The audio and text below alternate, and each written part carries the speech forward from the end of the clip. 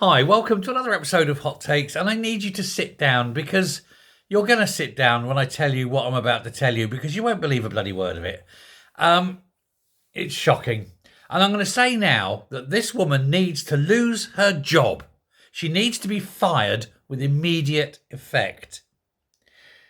Isla Bumba, you can't make the name up, claimed that no one knows their chromosomes unless they are tested.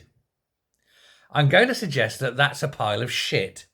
But she has said that she doesn't know whether she's a man or a woman.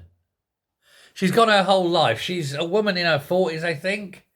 And she says she doesn't know if she's a man or a woman. Well, I'm going to tell you what you do, love, is you take your right hand, you shove it in your knickers, and if you find unexpected, item in the bagging area, then you're a man. But I suspect you won't because you're a woman.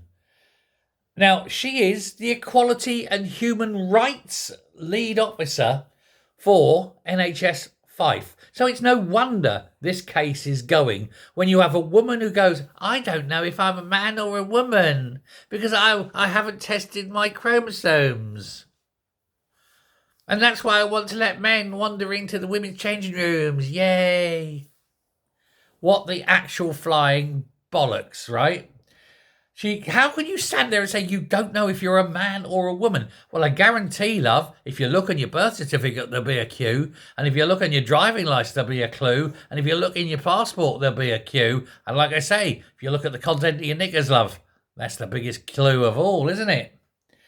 I mean, this is an astonishing evidence. This was in the tribunal. This was her giving evidence in the tribunal. She's trying to absolutely defend the decision of the tribunal, of NHS 5 for saying, well, nobody knows if they're men or women. Yes, they do. They absolutely do. The fact that you don't means you're too stupid to do your job. You need to be in an asylum getting some very, very heavy medication. Now, I can't get over this. She said there was the decision was made to allow men to enter the female changing rooms, but there was no engagement with any women before the decision was made to allow biological males in there. And she confirmed that she believed if someone told her they were trans, she would believe them. Well, you can tell them. I'm sure you tell them. Oh, I'm trans. Yes, I believe you are. I also believe that you've got a cock and are therefore a man. And not only do I think that, the law says so. Yes, but I'm wearing a frock and I call myself Susan. Don't glivifying fuck. You're still a bloke. Get the fuck out of the ladies' toilets. Yes, but hang on. People don't know if they're male or female, do they? I mean, this is astonishing, isn't it? This is beyond a joke. Well, everybody is now sitting there looking at this woman, can't believe that she believes this. And there's now people saying, well, if she's this dumb, she's got to go. She said she hazarded a guess that she was female. She says, but I don't know my chromosomes. Yes, you do.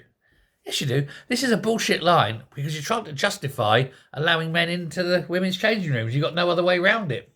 Nobody believes you. It's a joke. I'm past belief on this. The Case Ian case asked, this is a woman called Miss Cunningham, asked Mrs. Bumba whether her conception of inclusivity and diversity is that all people should believe trans women are women and should act accordingly. And she denied this, saying that diversity is a spectrum. It would include people with gender-critical beliefs.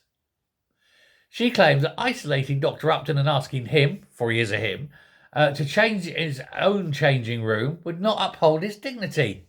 Yes, it would. Go over there, get into that box and change over there, well away from all the women. Don't expose your male genitalia to women. So it's all about him, not about the women and their dignity. You see the problem here? I mean, this is absolutely unbelievable. No wonder this case is going on as far as it has. Well, I tell you what, there is going to be a huge court case after this. I think whoever running to NHS Fife needs to be fired as well for this going on like this.